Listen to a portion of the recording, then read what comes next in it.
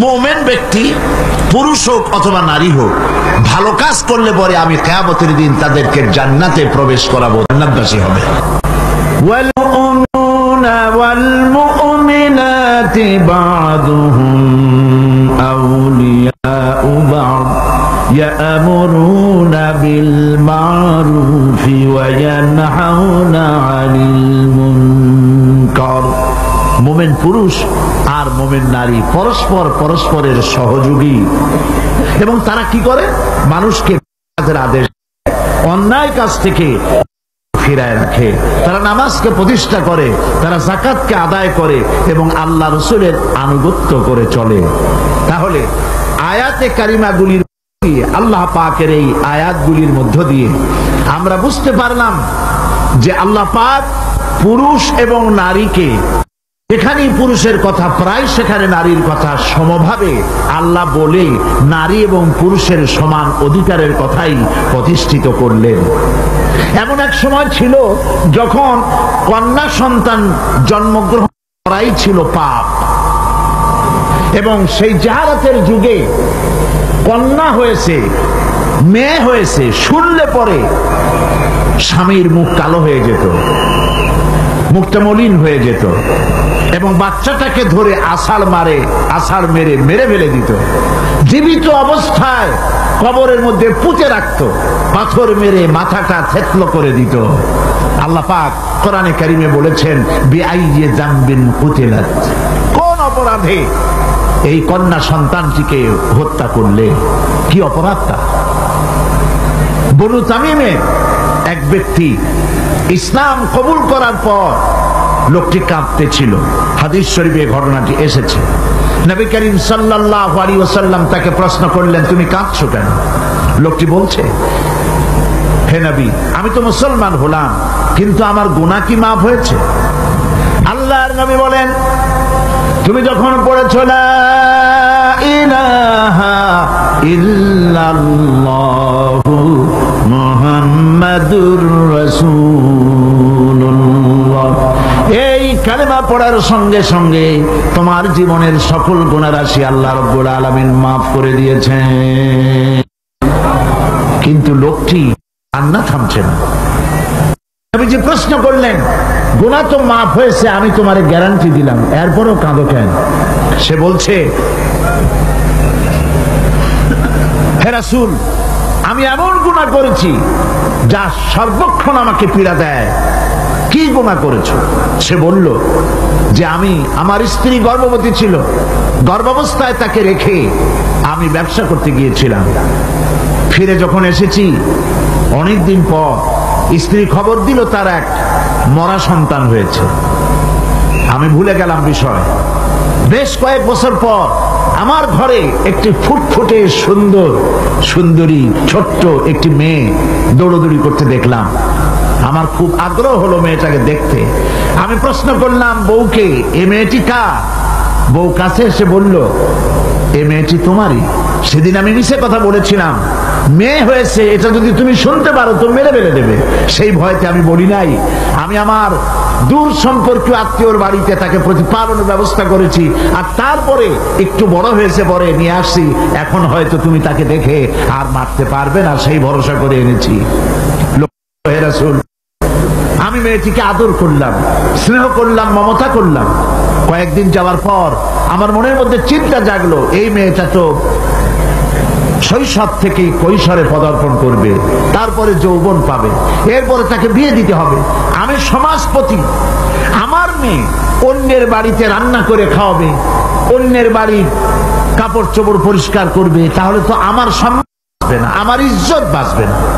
আমি তখন সিদ্ধান্ত নিলাম, এই অপমানের চাইতে মেয়েটিকে মেরে ফেলা অনেক ভালো। আমি ওকে বললাম, মেয়েটিকে সাজিয়ে দাও, গুছিয়ে দাও, একটু বেড়ায় আসে। স্ত্রী সরল মনে মেয়েটাকে সাজিয়ে গুছিয়ে দিল। এই মেয়েটিকে নিয়ে আমি চললাম। কিছু দূর দৌড়ে যায় আমার সামনে, আবার পেছনে আমার কাছে আব্বা আব্বা বলে ছুটে আসে, আবার পেছনে পড়ে, আবার আব্বা আব্বা করে দৌড়ে এসে আমাকে জড়িয়ে ধরে। এভাবে যেতে যেতে এক নির্জন এলাকায় গিয়ে এক পাহাড়ি এলাকায় গিয়ে আমার চাদরের ভেতর থেকে মাটি খোঁড়ার যন্ত্র বের করে মাটি খোঁড়া আরম্ভ করলাম। মেয়ে আমার কাছে বসে বলছে, বাবা তুমি এত কষ্ট করছো কেন? সে তো বুঝতে পারতেছে না যে আমি তার জন্য কবর খনন করতেছি। আমি মাটি খুঁড়তেছি, মাটি এসে আমার জামায় লাগে, দাড়িতে লাগে, আর আমার মেয়ে আমার পাশে বসে আমার দাড়ি থেকে জামা থেকে ধুলাবালি সরায় দিচ্ছে আর বলছে, বাবা তুমি এত কষ্ট করছো কেন? গর্তটা যখন খনন করা হয়ে গেল, মেয়েটার হাত পা শুরু করলাম। মেয়ে বুঝতে পেরেছে আমি তাকে মেরে ফেলবো। মেয়ে তখন বলছে, বাবা আমাকে মেরো না, আমি তোমাকে বাবা ডেকে তোমাকে সমাজে নিন্দনীয় করব না, আমাকে মেরো না। আমি তার কোনো কথা শুনলাম না। হাত পাও বেঁধে সদরে কুয়ার ভিতরে গর্তের ভিতরে নিক্ষেপ করলাম। মেয়েটি আমার চিৎকার মেরে বলতেছে, বাবা আমাকে মেরো না, আমি তোমাকে বাবা বলে শরম দিব না। বলছে, রাসূল আমার পাষাণ হৃদয় গলল না। শেষবারের মতো একটা পাথরকে উঁচু করে আমি আমার মেয়ের মস্তককে লক্ষ্য করে এই পাথর সজলে নিক্ষেপ করলাম। মেয়ের বুক ফেটে রক্ত ফিনকি দিয়ে বেরিয়ে গেল, আর মেয়ের মুখ থেকে আব্বা বলে একটা চিৎকার বেরোলো। ওই আব্বা চিৎকার এখনো যেন আমার কানে আমি শুনতে পাই। শরীফে এসেছে, নবীজি কাহিনী শুনতেছিলেন আর নবীজির রহমতের নবীর চোখ দিয়া পানি পড়ে দাড়ি ভিজে ভিজে পড়ছিল। এমন সময় ছিল যখন নারীদের কোনো সম্মান ছিল না, ইজ্জত ছিল না। নারীর সম্মান কে দিল? আল্লাহ দিলে। বলেন কে দিলেন?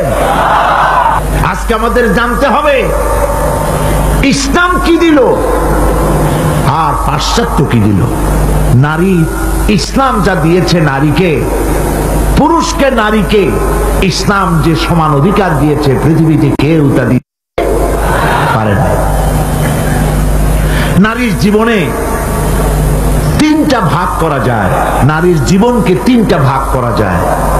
প্রথমে সে কন্যা হিসেবে পৃথিবীতে আসে, এরপরে এই কন্যাটি কিশোরী হয়, তারপরে যৌবন পায়, এরপরে একদিন বিয়ে হয়ে যায়, তখন সে স্ত্রী হয়, বধূ হয়। তো প্রথম স্তর হচ্ছে, প্রথম অধ্যায় নারীর জীবনের প্রথম অধ্যায় সে কন্যা, দ্বিতীয় অধ্যায় সে বধূ, তৃতীয় অধ্যায় সে মাতা হয়ে যায়। ইসলাম এই তিন অধ্যায় নারীকে কি দিল, কি অধিকার দিল, এবং স্বামী আর স্ত্রীর মধ্যে কি সম্পর্ক গড়ে তুল ইসলাম আমাদের জানা দরকার। দেখুন, নবী করিম সাল্লাল্লাহু আলাইহি ওয়াসাল্লাম একটা কন্যাকে কি মর্যাদা দিচ্ছেন। হাদিস শরীফে এসেছে, কোন ঘরে একটি কন্যা সন্তান জন্মগ্রহণ করে, ওই ঘরের ভিতরে তখন এক রহমতের ফেরেশতা আসে, এসে বলে, আসসালামু আলাইকুম ইয়া আহলাল বাইত। হে ঘরের মালিকেরা, হে ঘরের গৃহবাসীরা, তোমাদের উপরে আল্লাহর রহমত বর্ষিত হোক।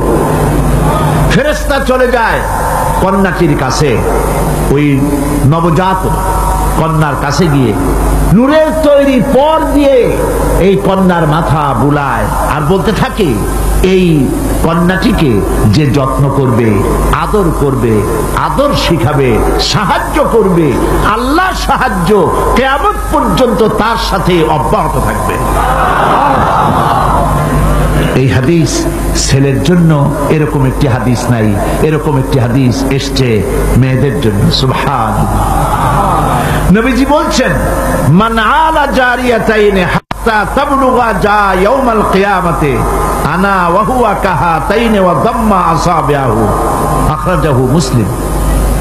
মুসলিম শরীফের হাদিসের মধ্যে এসেছে, আল্লাহর নবী বলেন, যদি কারো দুটি কন্যা সন্তান হয় আর ওই কন্যা সন্তানটিকে বয়সপ্রাপ্ত হওয়া পর্যন্ত যদি তাকে প্রতিপালন করে এবং তাকে সহযোগিতা করে, কিয়ামতের দিন আমি মুহাম্মদ সাল্লাল্লাহু আলাইহি ওয়াসাল্লাম আর ওই দুই কন্যার পিতা পাশাপাশি অবস্থান করব জান্নাতে। এই কথা ছেলেদের ব্যাপারে বলা হয়নি, কাদের ব্যাপারে বলা হয়েছে? মেয়েদের ব্যাপারে।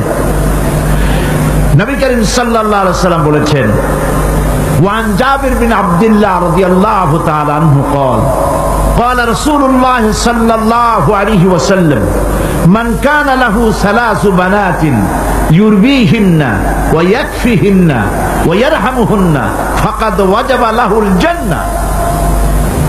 নবীজি বলেন, তিন কন্যার পিতা যদি কেউ হয় আর ওই তিনটি কন্যাকে যদি কেউ স্নেহ করে, আদব শিখায়, দিন শিখায় আর এবং সৎপাত্রস্থ করতে পারে, নবীজি বলছেন ওই পিতার জন্য কিয়ামতের দিন আল্লাহ পাক জান্নাত ওয়াজিব করে দিবেন। জান্নাত তার জন্য ওয়াজিব হয়ে যাবে। নবী সাল্লাল্লাহু আলাইহি ওয়াসাল্লাম বলেছেন, লা তাকরিহুল বানাত ফা ইন্নী আবুল বানাত। রাসূলুল্লাহ সাল্লাল্লাহু আলাইহি ওয়াসাল্লাম কন্যাদের ঘৃণা করো না, কারণ আমি মুহাম্মদ সাল্লাল্লাহু আলাইহি ওয়াসাল্লাম কন্যাদের পিতা। সুবহানাল্লাহ। যারা কন্যা সন্তান হলে পরে মুখ কালো করেন, অনেক পুরুষ আছে যখন স্ত্রী গর্ভবতী হয় বন্ধুদের কাছে খবর দেয়, আল্লাহ আমারে সন্তান দিবেন, দোয়া করো। তারপরে যখন খবর পাওয়া গেল ডেলিভারি করেছে একটা মেয়ে, মুখটা মলিন হয়ে যায়। বন্ধুরা জিজ্ঞেস করলো, কই সন্তান হবে বললে, কতদিন চলে গেল, কোনো খবর টবর যে দিলে না। কয় যে বলার মতো না। কি? কয় যে মাইয়া হয়েছে, একটা মেয়ে হয়েছে। এটা বলার মতো না। মুখটা কালো হয়ে যায়, স্ত্রীর সঙ্গে কথা বলে না। বারবার মেয়ে হলে, এমনও খবর পাওয়া গেছে বারবার মেয়ে হয়েছে, স্ত্রীকে পর্যন্ত দিয়ে দিয়েছে। নাউজুবিল্লাহ। মেয়ে হওয়ার জন্য স্ত্রী কি দায়ী? কে দায়ী? স্বামী দায়ী? তো খামোকা কেন মুখ মলিন করেন? আল্লাহ রাব্বুল আলামিন বলেছেন কোরআনে কারীমের মধ্যে, আমি কাউকে ছেড়ে দেই, কাউকে মেয়ে দেই, কাউকে ছেলেও দেই, মেয়েও দেই, কাউকে কিছুই দেই না। ইন্নাল্লাহা আলা কুল্লি শাইইন কাদির। সমস্ত জিনিসের উপরে ক্ষমতা কার? আল্লাহ পাকের। সন্তান হয় না, আল্লাহর কাছে চাও, ছেলেও দিতে পারেন, মেয়েও দিতে পারেন, তার ইচ্ছা। বারবার মেয়ে হয়েছে তো কি ক্ষতি হয়েছে? কি ক্ষতি হয়েছে? নবী করিম সাল্লাল্লাহু আলাইহি ওয়াসাল্লামের সন্তানদের মধ্যে মেয়েও ছিল, ছেলেরাও ছিলেন, কিন্তু ছেলেরা সব মারা গেলেন। বেঁচে থাকলেন কারা? বলেন, কারা বেঁচে থাকলেন? একটি হাদিস আপনি খুঁজে বের করতে পারবেন না। নবী করিম সাল্লাল্লাহু আলাইহি ওয়াসাল্লাম কখনো আল্লাহ পাকের দরবারে হাত তুলে বলেছিলেন যে আল্লাহ, ছেলেগুলি তো সব তুমি নিয়ে গেলে, গুলির বাঁচায় রাখলে, তুমি দয়া করে আমাকে আরেকটি ছেলে দান করো, এরকম একটি হাদিস নাই। সুতরাং কন্যা হিসেবে নারীর জীবনের তিনটি অধ্যায়ের একটি অধ্যায় হলো কন্যা। সেই কন্যার অধিকার প্রতিষ্ঠিত করেছে ইসলাম। সুবহানাল্লাহ। এবার কিছুদিন পর সে বউ হয়ে গেল, স্ত্রী হলো যৌবন পাওয়ার পর। এখন দেখেন কোরআন তাকে কি অধিকার দিচ্ছে। আল্লাহ রাব্বুল আলামিন বলেন, ওয়া মিন আয়াতিহি আন খালাকা লাকুম মিন আনফুসিকুম আজওয়াজান লিতাসকুনু ইলাইহা ওয়া জাআলা বাইনাকুম মাওয়াদ্দাতান ওয়া রাহমা। আল্লাহ পাকের অসংখ্য নিদর্শনের ভিতরে এটি একটি নিদর্শন যে তোমাদের থেকে আল্লাহ পাক তোমাদের জোড়া সৃষ্টি করেছেন এবং তোমাদের ভালোবাসা আর সহৃদয়তার সৃষ্টি করেছেন। ভালোবাসা কে সৃষ্টি করলেন? মেয়ে ঢাকা, বিয়ে করেছে চট্টগ্রামের ছেলে। দুজনের চাল চলন ভিন্ন, ভাষাও। ঢাকার মেয়ে বলে কোথায় যাবেন, চট্টগ্রামের ছেলে বলে ঘটে যাবে। দেখছেন অবস্থা? ঢাকার মেয়ে বলছে পাশে বসেন, আর চট্টগ্রাম বলছে এমনি বইন। ভাষায় বেশ কম না? ভাষায় বেশ কম, চাল চলনে বেশ কম, খাওয়ায় বেশ কম, রুচিতে বেশ কম। মারামারি হওয়ার কথা ছিল প্রত্যেক দিন। আল্লাহ পাক বলেন, আমি ভালোবাসার সৃষ্টি করেছি দুজনের মধ্যে। সুবহানাল্লাহ। আমি ভালোবাসার সৃষ্টি করেছি, জাআলা বাইনাকুম মাওয়াদ্দা, পরস্পর পরস্পরের জন্য আকর্ষণ সৃষ্টি করেছি, ওয়া রাহমা, আর সহৃদয়তা করুণার সৃষ্টি করেছি। যখন বার্ধক্যে পৌঁছে যায় স্বামী আর স্ত্রী, তখন উভয়ের মধ্যে করুণার সৃষ্টি করে দেই। সুবহানাল্লাহ বলবেন না? তো তোমার থেকে তোমার জোড়া সৃষ্টি করা হয়েছে, এখন এই স্ত্রীর প্রতি সদ্ব্যবহার করো। وَلَهُنَّ مِثْلُ الَّذِي عَلَيْهِنَّ بِالْمَعْرُوفِ। আল্লাহ পাক বলেন সদ্ব্যবহার পাওয়ার ওই পরিমাণ অধিকার নারীদের উপরে তোমার আছে যতখানি অধিকার নারীদের উপর পুরুষের আছে। সদ্ব্যবহার শুধু তার কাছেই আশা করো না, সেও তোমার কাছে যে সদ্ব্যবহার আশা করে সেটাও তুমি তাকে দিতে শেখো। হুন্না লিবাসুন লাকুম ওয়া আনতুম লিবাসুন লাহুন্না। ইসলাম কোথায় নিয়ে গেছে, সম্পর্ক কত বাড়িয়ে দিল। হুন্না লিবাসুন লাকুম ওয়া আনতুম লিবাসুন লাহুন্না। তোমরা স্ত্রী তোমার ভূষণ স্বরূপ আর তুমি তোমার স্ত্রীর ভূষণ স্বরূপ। ভূষণ মানে কি? পোশাক। পোশাকের কথা কেন বলা হলো? এই জন্য বলা হয়েছে পোশাক মানুষের কয়েকটা উপকার করে, শুধু শীত আর গরম নিবারণ করে না। পোশাক মানুষের আয়েব ঢেকে রাখে, পোশাক মানুষের সম্মান তার লজ্জা ঢেকে রাখে। এই একের সাথে অপরের পোশাকের দৃষ্টান্ত আল্লাহ পাক দিলেন। এর অর্থ হচ্ছে পরস্পর পরস্পরের আয়েবকে ঢেকে রাখবে, একজন আরেকজনের আয়েবকে মানুষের সামনে পেশ করবে না, একজন আরেকজনকে শরম দিবে না, পরস্পরের সাথে মিলেমিশে থাকবে, একথা আল্লাহ পাক বললেন। ওয়াশিরুহুন্না বিল মারুফ। আর তোমরা স্ত্রীদের সাথে সদ্ব্যবহার করো। কে বলছেন? আল্লাহ পাক বলছেন। স্ত্রীদের ভিতরে সদ্ব্যবহার স্ত্রীদের সাথে কিভাবে করতে হবে, সব ব্যাপারে রাসূলুল্লাহ হচ্ছেন আদর্শ। লাকাদ কানা লাকুম ফি রাসূলিল্লাহি উসওয়াতুন হাসানা। সমস্ত ব্যাপারে তোমাদের জন্য মহত্তম আদর্শ হলেন নবী করিম সাল্লাল্লাহু আলাইহি ওয়াসাল্লাম। রাসূল সাল্লাল্লাহু আলাইহি ওয়াসাল্লাম বলেছেন, তোমাদের মধ্যে উত্তম সেই যে ব্যক্তি তোমাদের স্ত্রীর কাছে উত্তম। আমি আমার স্ত্রীদের কাছে উত্তম ব্যক্তি। সুবহানাল্লাহ বলবেন না? এবার দেখেন নবীজি আদর্শ দেখালেন স্বামী স্ত্রীর সঙ্গে সম্পর্কটা কেমন হবে। হযরতে খাদিজা রাদিয়াল্লাহু তাআলা আনহা আর নবীজির ভিতরে কেমন মহব্বত ছিল, কেমন আকর্ষণ ছিল। তিনি যখন হযরত খাদিজাকে বললেন, খাদিজা, আল্লাহ আমাকে নবী বানিয়েছেন, আমার উপর ঈমান আনো, এক আল্লাহর উপরে ঈমান আনো। হযরতে খাদিজা এক মুহূর্ত, একটি চোখের পলকও তিনি দেরি করেন নাই। যখনই নবীজি তাকে ঈমান আনতে বলেছেন, হযরত খাদিজা পড়েছেন লা ইলাহা ইল্লাল্লাহু মুহাম্মাদুর রাসূলুল্লাহ। নবী করিম সাল্লাল্লাহু আলাইহি ওয়াসাল্লাম বলেছেন, আকাশের নিচে জমিনের উপরে খাদিজার মতো উত্তম মহিলা পৃথিবীতে আর নাই। কি সম্মান আল্লাহ পাক তাকে দিয়েছেন। আল্লাহ পাক নিজে হযরতে খাদিজাকে সালাম জানিয়েছেন। সুবহানাল্লাহ বলবেন? হেরা পাহাড়ে হযরতে জিবরাইল আলাইহিস সালাম নবীজির সঙ্গে কথা বলছেন, ওহী নিয়ে এসেছেন। কিছুক্ষণ পরে হযরতে জিবরাইল বলেন, ইয়া রাসূলুল্লাহ, আমি দেখতে পাচ্ছি খাদিজা আপনার জন্য খানা নিয়ে আসতেছেন। খাদিজা যখন আপনার কাছে পৌঁছে যাবে, আপনি খাদিজাকে বলবেন, আল্লাহ রাব্বুল আলামিন আজ আমি আসার সময় আমার মাধ্যমে খাদিজাকে সালাম জানিয়েছেন। হযরতে খাদিজা যখন নবীজির কাছে পৌঁছে গেছেন, আল্লাহ নবী বলেন, খাদিজা, তোমার জন্য আজকে একটি সুসংবাদ আছে।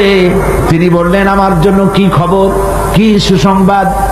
হযরতে রাসূল বলছেন, খাদিজা শোনো, এই মাত্র জিবরাইল আমার কাছে চলে গেলেন, আর জিবরাইল বলে গেলেন আল্লাহ রাব্বুল আলামিন তোমাকে সালাম জানিয়েছেন।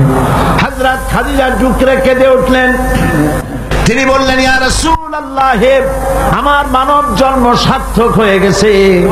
আল্লাহ আমারে সালাম জানাইছেন, এর চাইতে সৌভাগ্য আমার জীবনে আর কিছুই নাই। তবে নবীজি, আল্লাহর সালামের জবাব কেমনে দিতে হয় আমি জানি না। আপনি দয়া করে আমার পক্ষ থেকে আল্লাহর সালাম যেমনে দিলে আল্লাহ খুশি হয় তেমনি আপনি দিয়া দিবেন। কি মহব্বত স্বামী আর স্ত্রীর ভিতরে ছিল। হযরতে খাদিজা, হযরতে রাসূল করিম সাল্লাল্লাহু আলাইহি ওয়াসাল্লাম,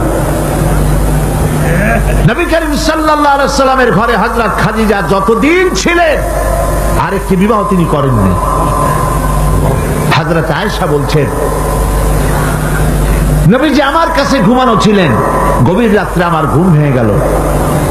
আমি চিন্তা করলাম নবীজি কোথায় গেলেন। মনে করলাম অন্য কোন স্ত্রীর ঘরে গেছে নাকি। আমি খুঁজতে লাগলাম, কোন ঘরে পাওয়া গেল না। খুঁজতে খুঁজতে অবশেষে আমি নবীজিকে পেলাম রিয়াদুল জান্নাতের ভেতরে, মসজিদে নববীর জান্নাতের টুকরার ভেতরে বসে নবীজি মোনাজাত করতেছেন। আমিও পিছনে আল্লাহর দরবারে হাত তুললাম। নবীজি বলতেছিলেন, রব্বুল আলামিন কঠিন ওই হাসরের ময়দানে মা তার সন্তান ভুলে যাবে, তার সন্তান যাবে, স্বামী তার স্ত্রীকে হারায় ফেলবে, স্ত্রী তার স্বামীকে চিনবে না। ওই কঠিন হাসরের ময়দানে তাআলা আমি যেন আমার খাদিজারে হারায় না যাই। মোনাজাত শেষ হওয়ার পর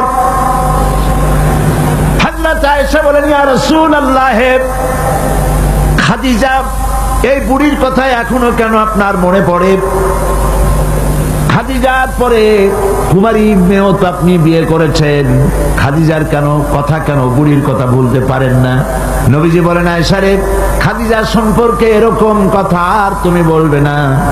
তোমরা জানো না, তোমরা সবাই আমার সুদিনের স্ত্রী, আর খাদিজা আমার এমন সময়ের স্ত্রী যখন এই মক্কা নগরীতে মুহাম্মদ সাল্লাল্লাহু আলাইহি ওয়াসাল্লামের পাও রাখার জায়গা ছিল না।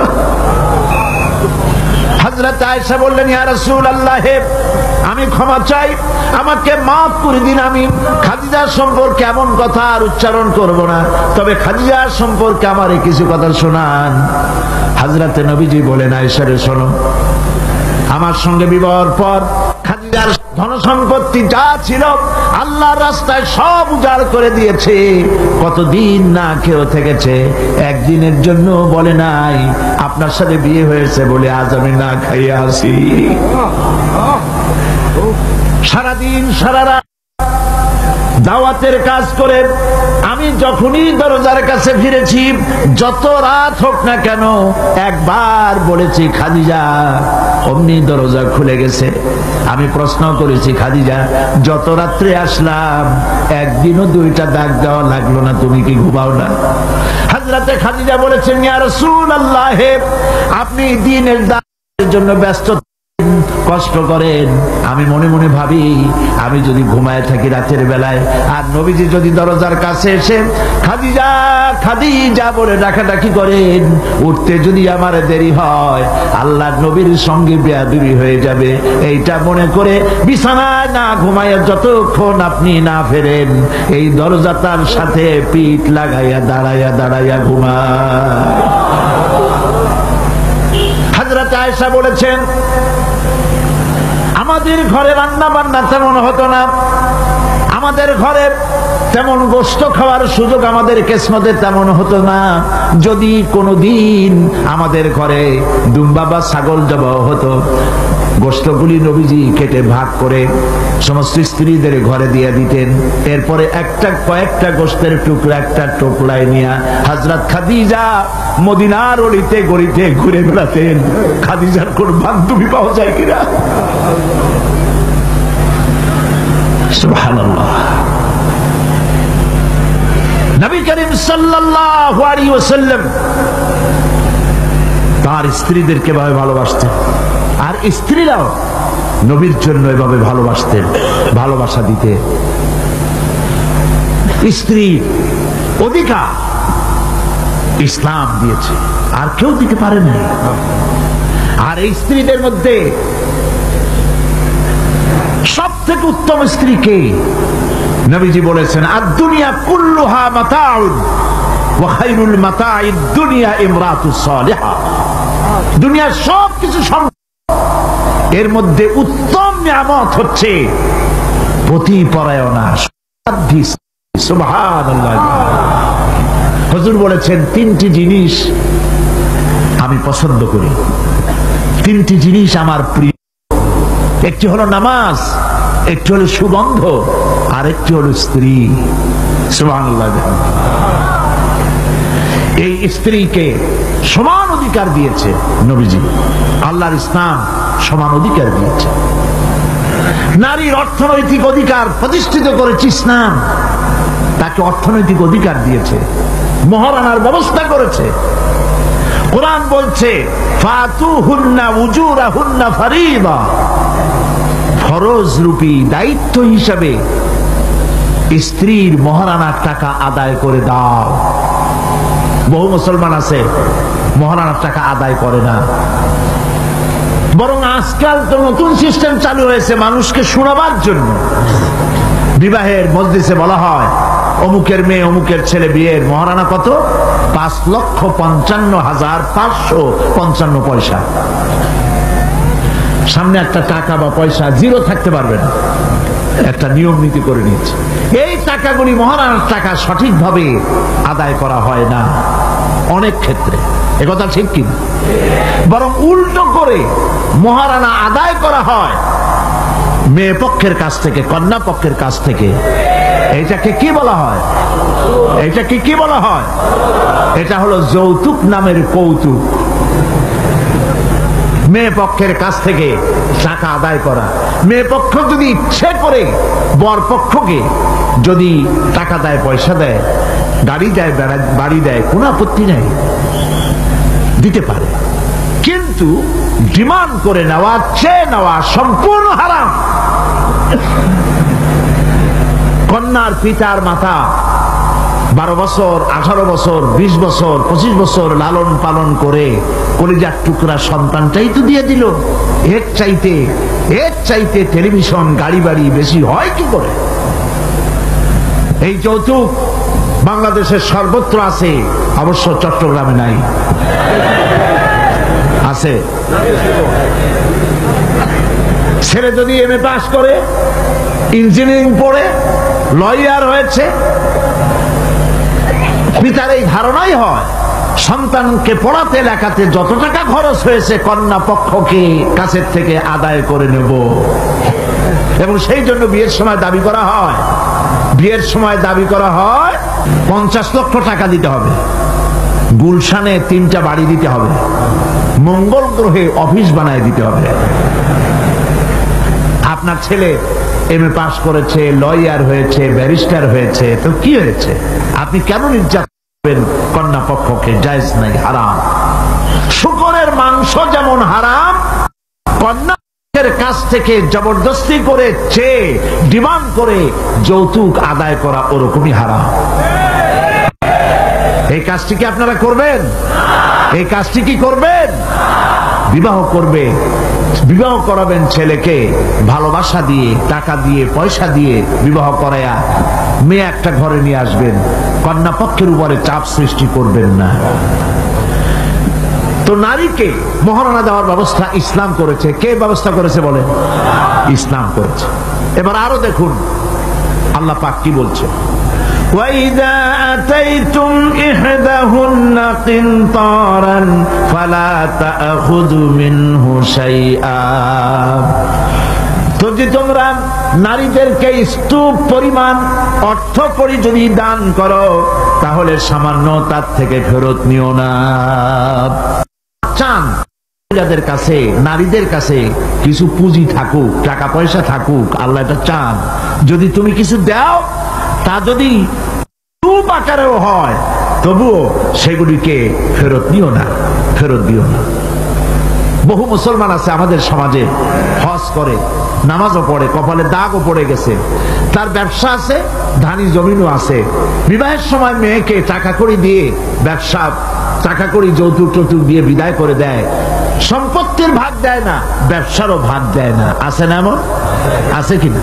আপনি কন্যাকে ঠকালেন, এর জন্য আল্লাহর কাছে আপনাকে দায়ী হতে হবে।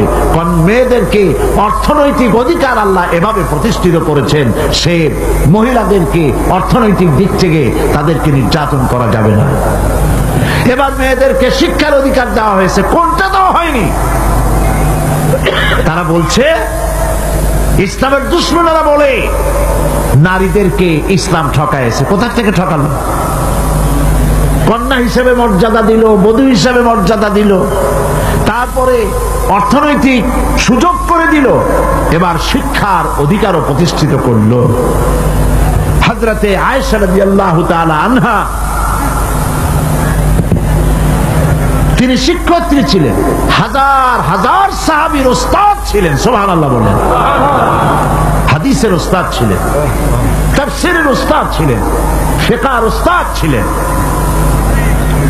শিক্ষার অধিকার ইসলাম দিয়েছে নারীকে। নারীরা লেখাপড়া করতে পারবে, কোনো অসুবিধা নেই। এভাবে অধিকার শুধু অর্থনৈতিক নয়, লেখাপড়ার অধিকার দিল। তালাকের একটি অধিকার, এটি একটি গুরুত্বপূর্ণ বিষয়।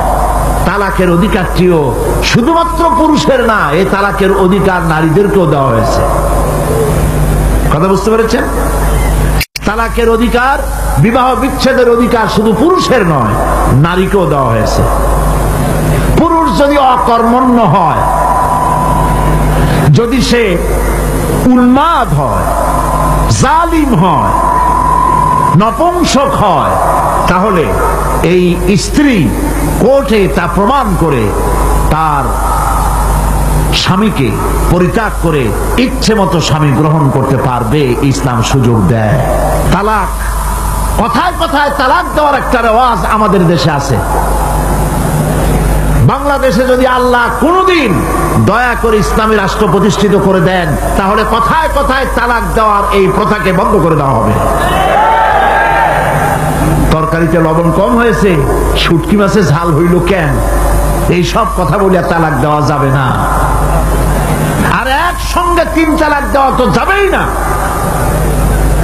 এক সাহাবী এসে নবী করিম সাল্লাল্লাহু আলাইহি ওয়াসাল্লামের কাছে খবর দিলেন যে একজন তার স্ত্রীকে একসাথে 3 তালাক দিয়েছে। নবী করিম সাল্লাল্লাহু আলাইহি ওয়াসাল্লাম এত গুসা হয়েছিলেন যে বসার থেকে দাঁড়ায় গেলেন। তিনি বললেন, এই লোকটি তো আল্লাহ পাকের কোরআনের সাথে তামসা করেছে।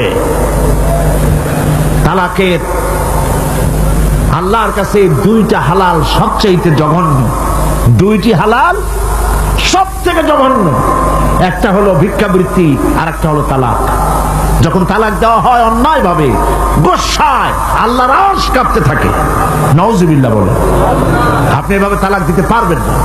তালাক দেওয়ার নিয়ম হলো, যখন স্ত্রীর সাথে, লক্ষ্য করুন, স্ত্রীর সাথে বনিবনা হচ্ছে না, স্ত্রীর চরিত্র খারাপ, স্ত্রীর দাজ্জাল মার্কা, বনেই না, তো আল্লাহ পাক তখন বলেছেন, উভয় পক্ষের আত্মীয় স্বজন নিয়ে মীমাংসা করার চেষ্টা করো, সালিসি করো। যদি মীমাংসায় না হলো, তাহলে 1 মাসে 1 তালাক দাও, বিছানা আলাদা করে দাও, এবং অপেক্ষা করো তার এই অবস্থা দেখে সে ফিরে আসে নাকি। যদি ফিরে আসে তো গ্রহণ করো, যদি ফিরে না এলো 2য় মাসে 2য় তালাক দাও। তাও যদি ফিরে না আসে, তাহলে গিয়ে 3 তালাক একদম রিজি করে দাও, আর ফেরত হবে। 3 তালাকে বায়না করে দাও, এই স্ত্রীকে আর গ্রহণ করা যাবে না। এখন আমাদের দেশে রাগের মাথায় একসাথে 3 তালাক দেওয়ার পর মনে মনে অনুশোচনা হয়, এতগুলো ছেলে পেলে নিয়ে করবো কি, কি সর্বনাশ হইল, রাগের মাথায় করলামটা কি। এখন এই বউ ফিরে পাওয়ার জন্য মসলা তালাশ করে। তখন গ্রামের মুন্সি মৌলবী, এই জাতীয় 1 শ্রেণীর লোক আছে যারা কোরআন বোঝে না, হাদিস বোঝে না, তারা হিল্লা নামক একটা ঔষধ দেয়। সেই ঔষধটা কি? তারা বলে যে এই স্ত্রীকে যদি আবার নিতে চাও, তাহলে আরেকটা পুরুষের সঙ্গে বিবাহ দাও, এবং শর্ত করো যে তোমার কাছে দিলাম, 2-3 দিন পর তুমি তালাক দিয়ে দিবা, এরপরে আমরা নিয়ে নেব। তালাকের নিয়তে বিবাহ করা এটা সম্পূর্ণ হারাম, বিবাহ হবে না। তালাকের নিয়তে বিয়ে করলো, বিয়ে হবেই না। তারপরে এই যে ভাড়া করা, একজনের সঙ্গে হিলা করতে দেওয়া, এটাকে হাদিসের ভাষায় বলা হয়েছে ভাড়া করা ষাঁড়। ভাড়া করা ষাঁড়। ইসলামে এই ধরনের কোন বিধান নাই। সবাই কান খুলে শুনুন, হিল্লা করার যে ব্যবস্থা বাংলাদেশে গ্রামে গঞ্জে আছে, শরিয়াতের কোন অস্তিত্ব নাই। কেউ যদি তার স্ত্রীকে তালাক দেয় আর এই স্ত্রীকে আবার ফেরত নিতে চায়, পর্যন্ত ফেরত দিতে পারবে না। একটা পথ আছে, সেই পথটা হলো এই স্ত্রী ইচ্ছে করে কোনো স্বামী গ্রহণ করেন, আর সেই স্বামী যদি ইচ্ছে করে ঘটনাচক্রে তালাক দেয়, অথবা ঘটনাচক্রে সেই স্বামীর যদি মৃত্যু হয়, তাহলেই কেবলমাত্র প্রথম স্বামীর কাছে আসতে পারবে। এছাড়া প্রথম স্বামীর কাছে আসা কিয়ামত পর্যন্ত সম্ভব নয়। এইটা ইসলাম করেছে দৃষ্টান্তমূলক শাস্তি দেওয়ার জন্য। কথায় কথায় তালাক দেবা, বাগুন ভর্তায় মরিচ হইল কেন, এইসব শয়তানি চলবে না। এইটার জন্যই এই বিধান করা হয়েছে। তালাক কখনো রাগের মাথায় এই জঘন্য কাজ কেউ করবেন না। যদি করতেই হয় তাহলে 3 মাসে 3 তালাক হবে, একসাথে 3 তালাক দেওয়া যাবে না। যদি কেউ একসাথে 3 তালাক দিয়ে বসে, তালাক হয়ে যাবে, এটাও মনে রাখবেন। তালাক হয়ে যাবে, তবে আল্লাহ পাক অসন্তুষ্ট হবেন, নারাজ হবেন, গুসায় আল্লাহর আরশ কাঁপতে থাকে। এই কাজটি কখনো করবেন না। আল্লাহ পাক তালাক চান না। আল্লাহ চান স্বামী স্ত্রীর মধ্যে মহব্বত পয়দা হোক। সুবহানাল্লাহ। যদি স্ত্রীর উপর রাগ হয়, কখনো মন খারাপ হয়, আল্লাহ বলছেন ওয়ালা তানসাউল ফাদলা বাইনাকুম, তোমরা পরস্পরের অনুগ্রহকে ভুলে। আজকের একটা ব্যাপারে মন খারাপ হয়েছে, তুমি চিন্তা করো তোমার জীবনের অনেক ক্ষেত্রে এই স্ত্রীর অনেক অবদান আছে, সেগুলিকে মনে করে আজকেরটা মাফ করে দিবেই তো সাথে। সুবহানাল্লাহ। আল্লাহ পাক চান না স্বামী স্ত্রীর ভিতরে অসন্তুষ্টি থাকুক এবং তালাক পর্যায়ে চলে যায়। একবার নবী করিম সাল্লাল্লাহু আলাইহি ওয়াসাল্লাম বসে আছেন মসজিদে নববীর ভিতরে, মুখ মলিন। সাহাবায়ে কেরাম ভয়তে কথা বলতে পারছেন না। কিছুক্ষণ পর হুজুর হযরত আলী হযরত ফাতেমার ঘরে ঢুকলেন, বেরিয়ে আসতেন হাসি মুখে। তিনি প্রশ্ন করলেন, সাহাবায়ে কেরাম জিজ্ঞেস করলেন, হে রাসূল, একটু আগে আপনার মুখ এত মলিন ছিল আর এখন আপনি এত হাসি খুশি, আমরা তো তখন কথা বলতে সাহস পাইনি। হুজুর কি হয়েছিল? আল্লাহর নবী বলেন, ওদের মধ্যে মনোমালিন্যের সৃষ্টি হয়েছিল আর আমার মনটা খারাপ হয়ে গিয়েছিল।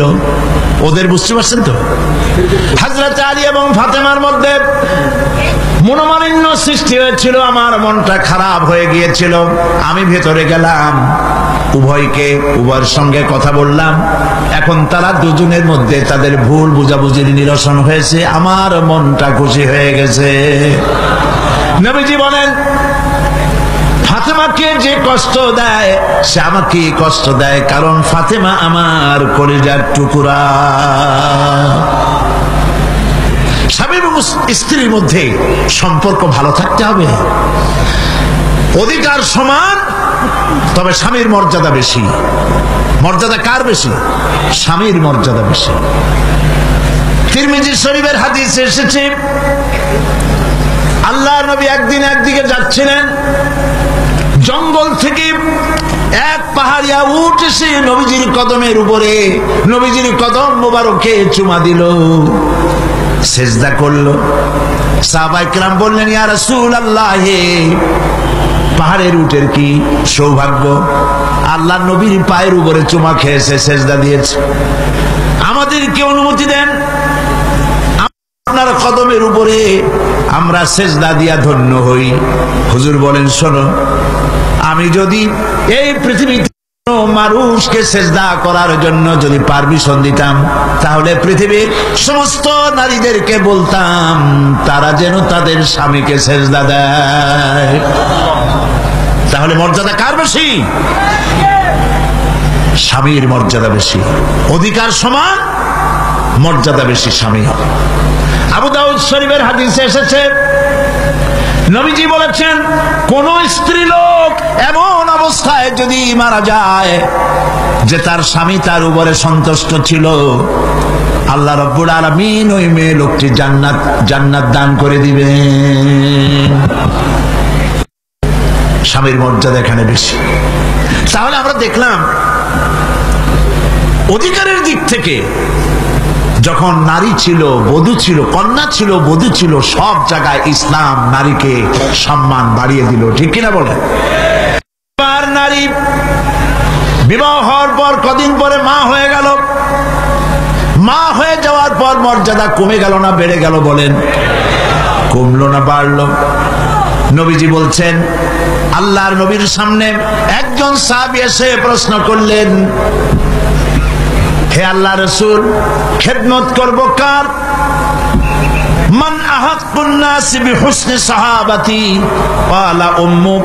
ক্বালা সুম্মা মান? ক্বালা উম্মুক। ক্বালা সুম্মা মান? ক্বালা উম্মুক। ক্বালা সুম্মা মান? ক্বালা আবুক। আখরাজাহুল বুখারী। বুখারী শরীফের হাদিস। সাহাবী জিজ্ঞেস করছেন, ইয়া রাসূলুল্লাহ, খেদমত করব কার? হুজুর বলেন, তোমার মায়ের। তারপরে কার? তোমার মায়ের। তারপরে কার? তোমার মায়ের। তারপরে কার? তোমার পিতার।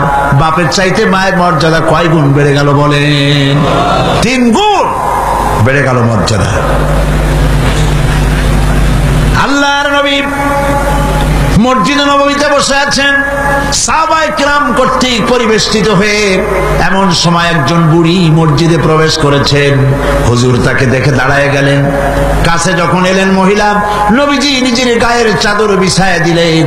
মহিলা চলে যাওয়ার পর সাহাবায়ে কিরাম প্রশ্ন করলেন, ইয়া রাসূলুল্লাহ, আমরা তো চিনলাম না এই মহিলাকে। একজন মেয়ে লোকের জন্য নবীজি তার গায়ের চাদর বিছায় দেয়, এত বড় সম্মানী মহিলা আমরা চিনলাম না, তিনি কে? আল্লাহর নবী বললেন, আমার মায়ের দুধ আমার কিসমতে তেমন হয় নাই। যার কোলে কাকে চড়ে, যার বুকের দুধ খাইয়া আমি বড় হয়েছি, এই আমার সেই দুধ মা হযরতে হালিমাতুস সাদিয়া। মায়ের মহব্বত কেমনে করতে হবে? মা যখন হয়ে গেলেন, সম্মান বেড়ে গেল সন্তানের কাছে। একজন সাহাবী এসে কাছে বলছেন, হে রাসূল, আমার মায়ের মেজাজ খুব খারাপ। হাদিস, আমার মায়ের মেজাজ খুব খারাপ। হুজুর প্রশ্ন করলেন, তোমার মা যখন তোমারে গর্ভে রাখছিলেন তখন তো মেজাজ খারাপ ছিল না? তিনি বললেন, হুজুর আমি সত্যি বলছি, মেজাজ খুবই খারাপ। হুজুর বলছেন, তোমাকে যখন তোমার মা ডেলিভারি করেছিল তখন তো মেজাজ খারাপ ছিল না? কয়, না হুজুর, দারুণ খারাপ মেজাজ। হুজুর বললেন, তোমার 2.5 বছর 2 বছর ধরে যখন দুধ খাওয়াইছিল তোমার মা, তখন তো তার মেজাজ খারাপ ছিল না। সাহাবী যখন এর পরেও বললেন, ইয়া রাসূলুল্লাহ, আমি আমার মায়ের দুধের হক আদায় করে দিয়েছি। হুজুর বললেন, দুধের হক আদায় করেছো তুমি, তোমার মায়ের একটি শব্দের হক তুমি আদায় করতে পারো নাই। তুমি যদি পড়ে গেছো ছোট্টবেলায়, খাটের থেকে, কোলের থেকে পড়ে গেছো, কেঁদে উঠছো, আর তোমার মা যে তখন বলেছে, সারা জীবন এই একটি শব্দের হক আদায় করতে পারবে না। মায়ের সম্মান ইসলাম এভাবে বাড়িয়ে দিল। আল্লাহ রাব্বুল আলামিন শিখায় দিলেন, وَقَضَى رَبُّكَ أَلَّا تَعْبُدُوا إِلَّا إِيَّاهُ وَبِالْوَالِدَيْنِ إِحْسَانًا। তোমার রবের পক্ষ থেকে এটা ফয়সালা হয়েছে যে আমার ইবাদত করার পর মা বাপের ইহসান করবে। দেখেন অবস্থাটা, দেখুন, লক্ষ্য করুন, আল্লাহর ইবাদতের পরেই বান্দা কাজ করবে। বলেন কার? মা বাপ ইহসান করো। মা বাপের সামনে চোখ দিয়ে চোখ রাগায় কথা বলবে না। ওয়ালা তাকুল্লাহুমা উফিন ওয়ালা তানহারুহুমা, ঝিরকি দিবে না, ধমক দিবে না। আর তাদের সঙ্গে কোন ভাষায় কথা বলবে তাও আল্লাহ শিখায় দিয়েছেন। আল্লাহ পাক বলেন ওয়াকুল লাহুমা কাওলান কারীমা, সম্মান সূচক কথা বলো মা বাবার সাথে। আর শিখায় দিলেন বান্দারা তোমার মা বাবার জন্য আমার কাছে এই ভাষায় দোয়া করো, রব্বির হামহুমা কামা রব্বায়ানি সগীরা। আয় আমার রব, আমার মা বাপ ছোটবেলায় আমাকে যেভাবে স্নেহের করে লালন পালন করেছে, আল্লাহ পাক দয়া করে আমাকে আমার পিতা মাতাকে তোমার রহমতের কোলে লালন পালন করো। আল্লাহ পাক শিখাই দিয়েছেন। এই দোয়া করবেন তো? মনে থাকবে? প্রত্যেক নামাজের পরে মুনাজাতে এই দোয়া করবেন। মা বোনেরা লেখাপড়া করতে পারবেন, চাকরি করতে পারবেন, জিহাদে যেতে পারবেন, সবই করতে পারবেন পর্দার ভিতরে থেকে।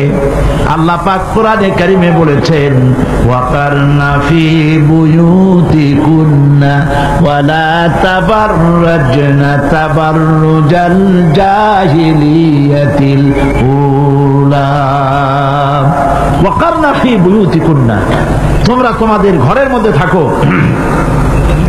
আর জাহিলিয়াতের যুগে মতো করে সাজসজ্জা করে তোমরা বেরিও না, ঠাকঠমক করে বেরিও না, সৌন্দর্য প্রদর্শনী করো না। পৃথিবীতে বিভিন্ন দেশে মিস সুন্দরী প্রতিযোগিতা হয় না? হয় কিনা?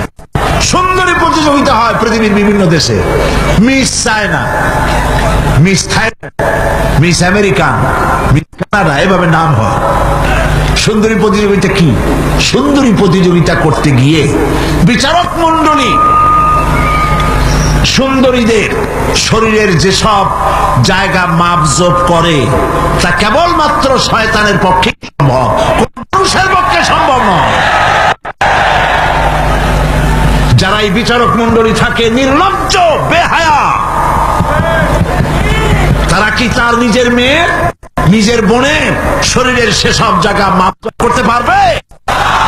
লম্পট।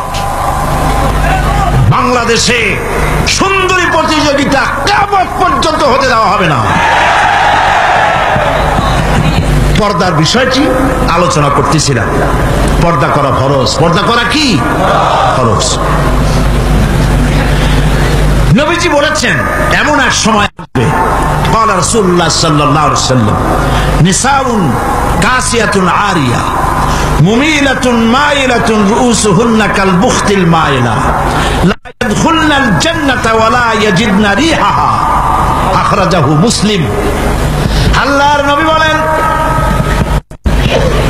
এমন এক জামানা আসবে যখন বস্ত্র পরিধানকারিণী উলঙ্গিনী হবে মেয়ে লোকগুলি, উটের চুটের মতো করে খোপা বেঁধে মরাল সময় হেলে দুলে পরপুরুষের আকর্ষণ করে রাস্তায় চলাফেরা করবে। এরা জান্নাতীর কথা, জান্নাতের সুঘ্রাণ এদের নাকে প্রবেশ করবে না। কাসিয়াতুন আরিয়া, বস্ত্র পরিধানকারিণী উলঙ্গিনী। কথা শুনতেছেন আপনারা? বুঝতে পারতেছেন? বস্ত্র পরিধানকারিণী উলঙ্গিনী, এমন কাপড় পরছে যা পরাও যা, না পরাও তাই, জান্নাতে যেতে পারবে না। এই জন্য অশালীন পোশাক বাদ দিতে হবে। রাসূলুল্লাহ বলেছেন আরাফাতের ময়দানে, তোমরা যেমন খাবে তোমাদের মেয়েদেরকে, স্ত্রীদেরকে তেমন পরাবে। তোমরা যেমন খাবে তেমন তাদের খাওয়াবে। তোমরা যেমন পরবে তেমন তাদেরকে পরাবে। কেউ কেউ এর অর্থ করেছে যেমন খাবো তেমন খাওয়াবো, এটা তো ঠিক আছে। যেমন পরি তেমন তাদেরই পরাতে হবে। তো পুরুষও প্যান্ট শার্ট পরে মেয়েদেরকেও প্যান্ট শার্ট পরানো শুরু করছে। নাউজুবিল্লাহ বলে। কিয়ামতের অনেকগুলি আলামত আছে। হযরত আলী রাদিয়াল্লাহু তাআলা হাদিস রওয়ায়াত করেছেন, কিয়ামতের পূর্বে 15টি লক্ষণ প্রকাশ পাবে। তিরমিজি শরীফের হাদিস। তার মধ্যে একটি লক্ষণ হলো এই, মেয়েরা পুরুষের পোশাক পরবে, পুরুষরা মেয়েদের পোশাক পরবে। এটা তো শুরু হয়ে গেছে। শুরু হয়েছে কিনা?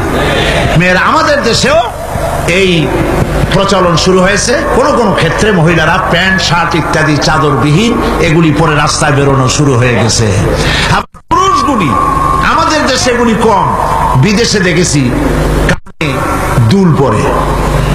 আমাদের দেশে দুল পরা শুরু করছি কিনা আমার চোখে এখনো পড়ে নাই। আছে? আমি তো এত খতায় দেখি, তারপরেও আমার নজরে পড়ে নাই। তবে চেন পরা দেখেছি, সোনার চেন বহুত নজরে পড়েছে। সোনার চেন গলায় পরে পুরুষ মাঘের পৌষের প্রচন্ড শীতে সামনের 3-4টা বোতাম খোলা রাখে, যাতে মানুষে বুঝে উনি একখান কিছু পড়ছেন। হারাম, হারাম। পুরুষের জন্য এক রত্তি স্বর্ণ জায়েজ নাই। কারো যদি থাকে এগুলি খুলে আজই, বউ থাকলে বউরে দাও, না থাকলে বুনেরে দাও, থাকলে কিছু যদি না থাকে বাক্সে উঠায় রাখো, বউ আসলে তারে পরাই দিও, তোমার জন্য হারাম। বিদেশে কানে দুল পরে, নাকে ফুল পরে। আমি অবাক হয়েছি, ঠোঁটে রিং, ঠোঁটে জিহ্বাও রিং পরে। ভাত খায় কেমনে আল্লাহই জানে। শয়তান কারে বলে না। আমার দেশে জিহ্বায় ঠোঁটে রিং আমি দেখিনি। আমি ইউরোপ আমেরিকা দেখেছি, মাথার চুল চতুর্দিক থেকে কেটে মাথার চান্দির উপরে তালপট্টির দ্বীপের মতো বানায় রাখে। আবার দুই দিক থেকে কামাইয়া মাথার উপরে তাল পাতার মতো রঙিন করে চুল খাড়া করে রাখে। আবার পেছনের চুল ছোট ছোট কেটে, ছোট করে কেটে ওইখানে বাড়ির নম্বর, রোড নম্বর, টেলিফোন নম্বর লিখে রাখে। আমি দেখে বলছি, শয়তানে যদি এই সব দেখে খালি কানবে আর বলবে যে আমি শয়তান হয়েছিলাম কেন। কত মারাত্মক হয়ে গেছে। মানুষ এই শয়তানদের অনুকরণ করে, নাউজুবিল্লাহ বলে। এই জন্য পোশাকের ব্যাপারে মা বোনরা কেমন পোশাক পরবে আল্লাহ পাক কোরআনের মধ্যে বলে দিয়েছে। ওরা সমান অধিকার দিতে চায়, নারীকে পুরুষ বানায়া পুরুষের সমান অধিকার দিতে চায়, আর ইসলাম নারীকে নারীর মর্যাদায় রেখে পুরুষের সমান অধিকার। কথাটা পার্থক্য আছে কি নাই? বুঝতে পেরেছেন কিনা? নারী পোশাক শাড়ি মার্জিত। আল্লাহ পাক কোরআন শরীফের মধ্যে বলেছেন, মহিলারা এমন একটা কাপড় পরবে যেই কাপড়টা এমন শাড়ি পরার পর অথবা সালোয়ার কামিজ পরার পর, কাপড় চোপড় পরার পর এর উপর একটা চাদর পরবে এমন যেই চাদরটা মাথাটা, গলাটা, বুকটা ঢেকে যায়। এমন একটি চাদর পরা আল্লাহ পাক খরচ করে দিয়েছেন প্রত্যেকটি বয়সপ্রাপ্ত নারী করে। সেই জন্য মা বোনদেরকে তাদের কাপড় চোপড় শালীন হতে হবে। কোরআন শরীফে আল্লাহ পাক বলেছেন, ওয়ালা তাকরাবুজ জিনা ইন্নাহু কানা ফাহিশাতান ওয়া সা সাবিলা। জিনা করা তো দূরের কথা, জিনার নিকটবর্তীও হয় না। এখন জিনার নিকটবর্তী কিভাবে হয়? জেনা করা তো দূরের কথা, জেনার কাছেও যাও না। জেনার কাছে যাওয়ার জন্য এগুলি হচ্ছে রুট, অশ্লীল গান, অশ্লীল বাজনা, সৌন্দর্য প্রতিযোগিতা, নারীদের অশালীন অমার্জিত কাপড় চোপড় পরে রাস্তায় বেরোনো, এগুলি জেনা ব্যভিচার পথকে বাড়িয়ে দেয়। বলেন নাউযুবিল্লাহি মিন যালিক। এই জন্য মহিলাদের চাদর পরার কথা বলা হয়েছে, বোরকা পরার কথা বলা হয়েছে, হিজাব এবং নিকাব পরার কথা বলা হয়েছে। মহিলাদের ঘরই হচ্ছে তাদের জন্য জিহাদ। জিহাদের ফজিলত বয়ান করার পর মা বোনেরা জিজ্ঞেস করেছেন, হে রাসূল, আমাদের জিহাদের উপায় কি? হুজুর বলেছেন, আলাইকুন্না বিল বাইতি ফাইন্নাহুম জিহাদুকুন্না। তুমি ঘরে থাকো, ঘরটাই তোমার জন্য জিহাদ। সন্তান প্রতিপালন করা, এটাই তোমার জন্য জিহাদ। নারীরা ব্যবসা করতে পারবে, রাজনীতি করতে পারবে, সমাজনীতি করতে পারবে, সব পারবে, কিন্তু পুরুষের সাথে অবাধ মেলামেশা থেকে নিজেকে অবশ্যই দূরত্ব ব্যবধান রেখে তাকে চলতে হবে। অবাধ মেলামেশাকে ইসলাম হারাম করেছে। আর নারীদের জন্য নবী করিম সাল্লাল্লাহু আলাইহি ওয়াসাল্লাম বলেছেন, আল মারআতু ইযা সাল্লাত খামসাহা ওয়া সামাত শাহরাহা ওয়া আতাত বালাহা ওয়া আহসানাত ফারজাহা। নবী করিম সাল্লাল্লাহু আলাইহি ওয়াসাল্লাম বলেছেন, যদি 4টি কাজ করে, 5 ওয়াক্ত নামাজকে সঠিকভাবে যদি আদায় করে, রমজান মোবারকের রোজা যদি রাখে, আর মহিলারা যদি স্বামীর আনুগত্য করে চলে, সতীত্বের হেফাজত যদি করে, এই 4টি কাজ করতে পারলে আল্লাহ রাব্বুল আলামিন তাদেরকে কিয়ামতের দিন জান্নাতের যেই দরজা দিয়া খুশি সেই দরজা দিয়া জান্নাতে প্রবেশ করাবেন। যেটা দিয়া সে যেতে চায় সেটা দিয়েই সে জান্নাতে যেতে পারবে। মহিলাদের অধিকার এর থেকে আর কি প্রতিষ্ঠিত করা হবে? মহিলাদের জন্য নামাজের ব্যবস্থা করা হয়েছে। মসজিদে নববী, যেখানে 1 রাকাত নামাজে 50,000 রাকাতের সওয়াব হয়। মসজিদে হারাম, যেখানে 1 রাকাত নামাজ পড়লে পরে 1 লক্ষ রাকাত নামাজ সওয়াব হয়। সেখানে নবী করিম সাল্লাল্লাহু আলাইহি ওয়াসাল্লাম মহিলা নামাজ ব্যবস্থা করেছেন। যারা হজ করতে গেছেন তারা দেখে আসছেন, দেখছেন না? আপনারা জান নাই হজে কেউ?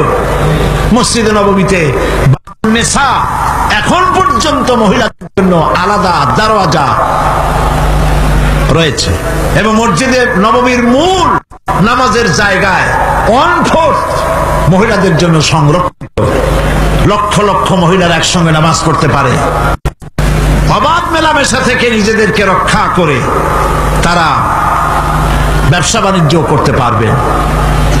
এমনকি তাদেরকে এত অধিকার দেওয়া হয়েছে যে বিবাহের সময় শুধুমাত্র ছেলে চয়েস করে নেবে কন্যাকে, এখানেই শেষ।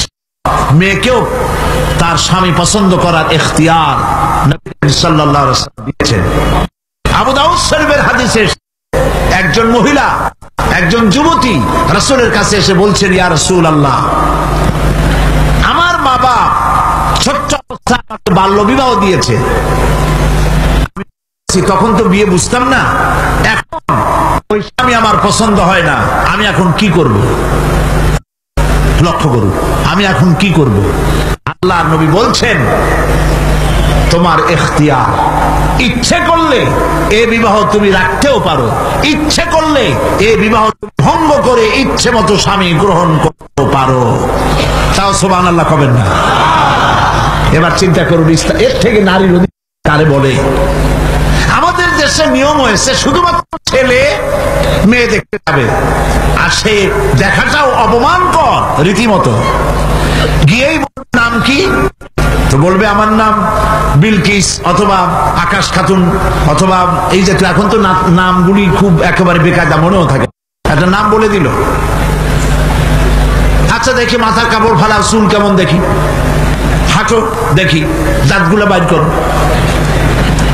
আশ্চর্য কথা, আপনি দাঁত দেখতে গেছেন নাকি গাবতলিতে গরু কিনতে গেছেন নাকি? কি অমর্যাদা কর! জিজ্ঞেস তো করা উচিত, দেখা হওয়ার পর নাম কি, বাপের নাম কি, এরপরে জিজ্ঞেস করা উচিত কোরআন শরীফ কি পড়তে জানেন? তো শোনান একটু কোরআন শরীফ। একতরফা ভাবে দেখা হলো, কোরআন শরীফ তো জিজ্ঞেস করেই না, বরং জিজ্ঞাসা উল্টাটা হয়, রবীন্দ্রনাথের সঙ্গীত জানেন কিনা। সময় এখন আগের মতো নাই, এখন পাল্টে গেছে, এখন যুগ অন্যরকম হয়ে গেছে। এখন পাল্টা জিজ্ঞাসাও আসতেছে, জিজ্ঞেস করে আমার নাম তো শুনাইলাম, এবার বলেন আপনার নাম কি? কয় আমার নাম বল্টু মিয়া। একটু দাঁড়ান, কোমর সোজা করেন, হাঁটেন সামনের দিকে, দাঁত বাইর করেন। পছন্দ হইল না, বলবে অ্যাবাউট টার্ন, বাড়ির দিকে ডবল মার্চ। যেমনটি করছিলেন তেমনটি পাবে। ইসলাম অধিকার দিয়েছে উভয়কে দেখে নেবে। বাল্য বিবাহ ইসলাম আদৌ স্বীকৃতি দেয় না, আপনি করতে পারবেন না। জবরদস্তি করে, জুলম করে, চাপ সৃষ্টি করে মেয়েকে বিবাহ দিতে পারবেন না, তার অনুমতি লাগবে। ইসলাম সে অধিকার নারীকে দিয়েছে। এই জন্য মেয়েদের সামাজিক অধিকার, শিক্ষার অধিকার, বৈবাহিক অধিকার, সম্পত্তিতে অধিকার, সব অধিকার ইসলাম একটা একটা করে আদায় করে দিয়েছে। সকলে বলে আলহামদুলিল্লাহ। এরপরে মহিলাদের কিছু কাজ রয়েছে, যে কাজগুলি তাদের করতে হবে। আপনাদের দায়িত্ব সে দায়িত্ব হলো ঘরটাকে ইসলামের দুর্গ বানান। ঘরটা সিনেমার ক্যাসেট দিয়ে ভরবেন না, নাটকের ক্যাসেট দিয়ে ভরবেন না, ঘরটাকে কোরআন হাদিসের ক্যাসেট দিয়ে, কোরআন হাদিসের বইপত্র দিয়ে ঘরটাকে ভরে ফেলুন। ইসলামী জ্ঞানে নিজেকে সমৃদ্ধ করেন, স্বামীকে ইসলামের রাস্তায় আনার জন্য প্রাণান্ত চেষ্টা করুন। যদি ইসলামের রাস্তায় না থাকে, রাগ করে পারবেন না, অভিমান করে পারবেন না, ভালোবাসা দিয়ে স্বামীকে ইসলামের রাস্তায় আনার চেষ্টা করেন। সন্তান সন্ততিকে ইসলামের চরিত্রে গড়ে তোলার জন্য শ্রম দেন, আদব শিখান, দিন শিখান। ছেলে মেয়েদেরকে এমন কোন কিন্ডারগার্টেন স্কুলে দিবেন না যেখানে পড়ে, যেখানে লেখাপড়া করলে পরে দিন শিখবে না, ইমান শিখবে না, ইসলাম শিখবে না। এমন জায়গায় দিবেন যেখানে দিলে পরে কোরআন হাদিস শিখতে পারে, আদব শিখতে পারে, ইসলাম শিখতে পারে। খালি ইংরেজি শিখলেই হবে না। আমি ইংরেজির বিরোধী নই, শিখুন, সমস্ত ভাষার স্রষ্টা আল্লাহ, কিন্তু এমন স্কুলে দেবেন যেখানে দিলে পরে আরবিও শিখবে, ইংরেজিও শিখবে, বাংলাও শিখবে, আর সাথে সাথে কোরআন হাদিসও শিখবে। এইরকম স্কুল তালাশ করে দিবেন। প্রাইভেট মাস্টার রাখবেন, এমন মাস্টার যে মাস্টার নামাজি দেখে রাখবেন, বেয়াদব, ধর্ম নিরপেক্ষতায় বিশ্বাস করে এমন কোন ছেলেকে বাড়িতে নিয়ে পড়াতে দিবেন। আপনার সন্তান নষ্ট করে দেবে। কথা বুঝতে পেরেছেন? এরপরে ছেলেদেরকে সৎ চরিত্রবান বানাবার, চরিত্রবান ছেলেদের সাথে তাদেরকে থাকতে দিন। আর মেয়েদেরকে যারা স্কুল কলেজে পাঠান, বোরখা পরাতে শিখুন। বাচ্চা অবস্থা থেকে তাদেরকে সালোয়ার কামিজ পরান। একটু বড় হলেই শার্ট পরাবেন না, একটু বড় হলেই 5-6 বছর বয়স হয়ে গেলেই পাজামা পরান, সালোয়ার কামিজ পরান। 6-7 বছর বয়স হয়ে গেলেই চাদর পরান। এইভাবে আস্তে আস্তে করে তাকে শরম শিখান, ইমান শিখান, দিন শিখান। এগুলি শিক্ষা দেওয়া আপনার জন্য বিরাট দায়িত্ব। আল্লাহ পাক আপনাদের সকলকে তৌফিক দান করুন। মুনাজাত করব, মুনাজাতের জন্য দাঁড়ানো মানুষেরা বসেন। রব্বানা ظلمنا أنفسنا وإن لم تغفر لنا وترحمنا لنكونن من الخاسرين। আয় আল্লাহ তাআলা, লক্ষ লক্ষ মুসলমান নরনারী চট্টগ্রাম তাফসীর মাহফিলের ৪র্থ দিবসে দীর্ঘক্ষণ তোমার দ্বীনের কথা শুনে তোমার দরবারে হাত তুলেছি। মেহেরবানি করে দুরূদ ও সালাম টুকুন সোনার মদিনায় নবী পাকের রওজা মুবারকে পৌঁছে দাও। তামাম পৃথিবীর মাটির নিচে যত মুমিন মুমিনাত শুয়ে আছেন তাদের আরো আর পরে সওয়াব পৌঁছায় দাও। আমাদের মা বাপ যারা কবরে শুয়ে আছেন, কবরগুলিকে জান্নাতের টুকরায় পরিণত করে দাও। রব্বির হামহুমা কামা রব্বায়ানি সগীরা। সবাই পড়েন, রব্বির হামহুমা রব্বায়ানি সগীরা। আয় আল্লাহ তাআলা, বাংলাদেশের প্রত্যন্ত অঞ্চল থেকে, গোটা চট্টগ্রাম অঞ্চল থেকে, দেশের প্রতিবেশী দেশ থেকে আল্লাহ তাআলা তোমার বান্দারা এসে হাজির হয়েছেন। রব্বুল আলামিন বড় আশা করে এসেছেন, আমাদের প্রত্যেকের জিন্দেগির গুনাহ মাফ করে দাও। রব্বুল আলামিন আমাদের বিবি বাল বাচ্চা যা দান করেছো সবগুলিকে দিনদার ইমানদার বানায়া দাও।